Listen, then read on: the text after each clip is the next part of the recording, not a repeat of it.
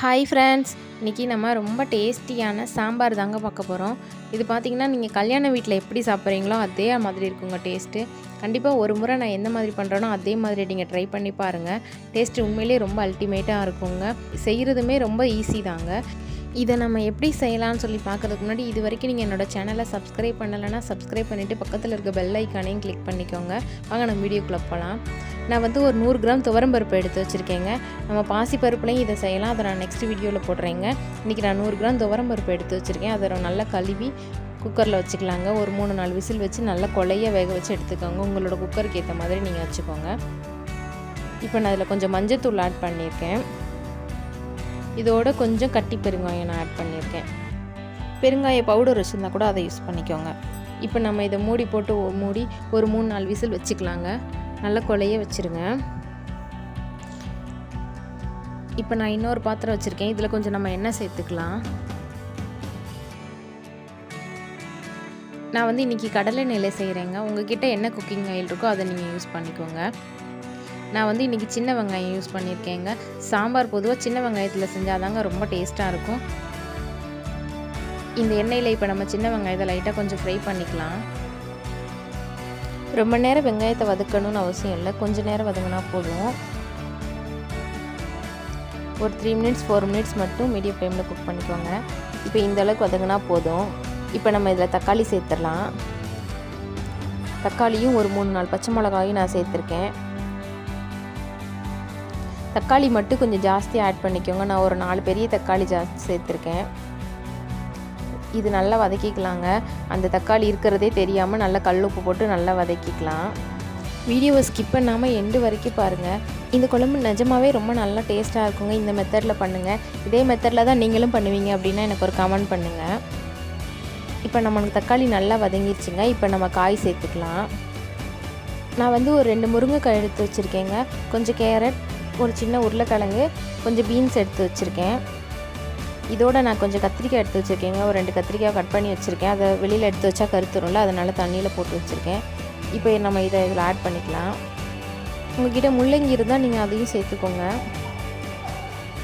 காயை நம்ம இதில் சேர்த்துட்டு இதோட நம்ம கொஞ்சம் நேரம் வதக்கிக்கலாம்.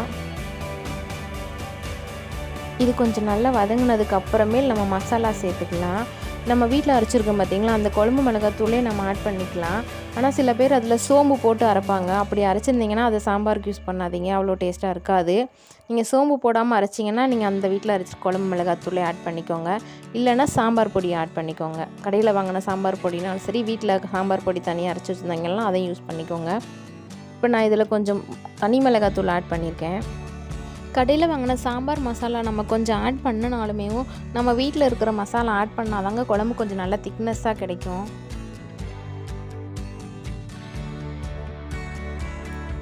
இப்போ நம்மளுக்கு இது நல்லா வதங்கிடுச்சுங்க. இப்போ நம்ம இதில் பருப்பை சேர்த்துக்கலாம். இப்போ பருப்பை நம்ம நல்லா கொஞ்சம் மசிச்சுக்கலாங்க. கரண்டி வச்சோ இல்லை மத்து வச்சோ நல்லா இது பண்ணிக்கோங்க. அப்போ தான் குழம்பு நல்லா திக்காக இருக்குங்க. இப்போ நம்ம அந்த பருப்பை இதில் சேர்த்துக்கலாம். இல்லை நல்லா தேவையான அளவு தண்ணி ஊற்றி நம்ம நல்லா கலந்துக்கலாம்.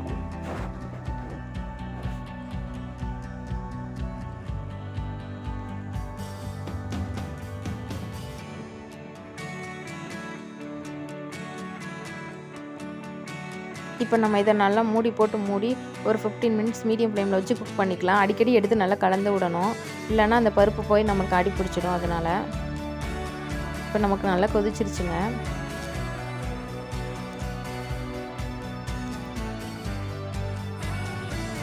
மறுபடியும் மூடி போட்டு ஒரு 5 மினிட்ஸ் மட்டும் நம்ம இப்போ குக் பண்ணிக்கலாம். நான் இப்போ கொஞ்சம் சாம்பாருக்கு தேங்காய் சேர்த்துக்க போகிறேங்க. நான் இந்த தேங்காயில் கொஞ்சம் ஜீரகம் அரைச்சி நான் சேர்த்துக்க போகிறேன். சப்போஸ் உங்களுக்கு தேங்காய் வேண்டான்னா நீங்கள் ஸ்கிப் பண்ணிக்கோங்க. இப்போ நமக்கு நல்லா கொதித்து வத்திருச்சு பாருங்கள். இப்போ நம்ம அரைச்சி ஊற்ற தேங்காயை சேர்த்துக்கலாம். உங்களுக்கு தேங்காய் பிடிக்காதுன்னா நீங்கள் ஸ்கிப் பண்ணிக்கோங்க. ஆனால் நீங்கள் ஒரு நாள் வச்சு சாப்பிட போகிறீங்க அப்படின்னா வேண்டாம், தேங்காய் சேர்க்க வேண்டாம். நீங்கள் இப்போயே சாப்பிட்டு காலி பண்ணிடுவீங்கன்னா கொஞ்சம் தேங்காய் சேர்த்துக்கோங்க. டேஸ்ட்டு ரொம்ப சூப்பராக இருக்குங்க. நிறைய பேர் சாம்பாருக்கு தேங்காய் சேர்க்க மாட்டாங்க. சேர்த்து ஒரு நாள் பண்ணி பாருங்கள், டேஸ்ட்டு ரொம்ப நல்லாயிருக்கும். நான் இன்றைக்கி சாம்பாரில் புளி கூட சேர்க்கலைங்க. இந்த மாதிரி ஒரு முறை செஞ்சு பாருங்கள், நல்லா இருக்குங்க. தக்காளி அதுக்கு பிறகு நம்ம ஜாஸ்தியாக சேர்த்துருக்குறோம்ல, அதனால் நல்லாயிருக்கும். 4 தக்காளி நல்ல பெரிய தக்காளியை பார்த்து சேர்த்துக்கோங்க.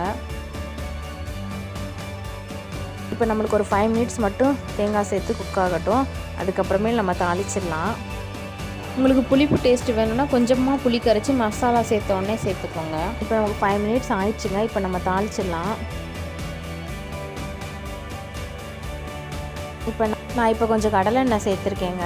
அப்புறம் கொஞ்சம் கடுகு சேர்த்துக்கோங்க. இது நல்லா வெடிச்சதுக்கப்புறமேல் நம்ம சின்ன வெங்காயம் கொஞ்சம் சேர்த்துக்கலாம் தாளிக்கிறதுக்காக.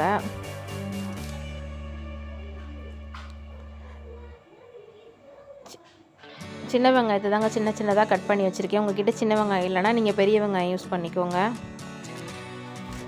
இது கொஞ்சம் நமக்கு வெந்ததுக்கு அப்புறமேல் நம்ம கருவேப்பிலை சேர்த்துக்கலாம். இப்போ பாருங்கள் நல்லா கொஞ்சம் வெந்து கருகிருச்சுங்க. இப்போ நம்ம கருவேப்பிலை சேர்த்துக்கலாம். 2 காஞ்ச மிளகா கூட சேர்த்துக்கலாங்க, நான் சேர்க்கலை. தாளிச்சதை நம்ம இதில் கொட்டிக்கலாம். இப்போ பாருங்கள் நம்மளுக்கு ரொம்ப டேஸ்ட்டான சாம்பார் ரெடி ஆயிடுச்சு.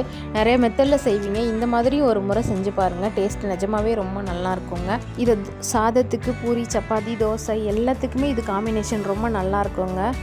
கொஞ்சம் டிஃப்ரெண்ட்டாக வச்சு இந்த மாதிரி சாப்பிட்டு பாருங்கள். உங்கள் வீட்டில் இருக்கிறவங்களுக்கு செஞ்சு கொடுங்க, நிஜமாகவே டேஸ்ட்டு நல்லா இருக்குங்க. உங்களுக்கு இந்த வீடியோ பிடிச்சிருந்தா ஒரு லைக் பண்ணுங்கள், ஷேர் பண்ணுங்கள், கமெண்ட் பண்ணுங்கள் ஃப்ரெண்ட்ஸ். இதே மாதிரி நிறைய சமையல் வீடியோஸ் என்னோடய சேனலில் நான் ரெகுலராக அப்லோட் பண்ணிகிட்ருக்கேன் ஃப்ரெண்ட்ஸ். என்னோடய சேனலை சப்ஸ்கிரைப் பண்ணி வச்சுக்கோங்க ஃப்ரெண்ட்ஸ். அப்போ உங்களுக்கு நோட்டிஃபிகேஷனாக வரும். எனக்கும் அது ரொம்ப யூஸ்ஃபுல்லாக இருக்கும். Thank you friends.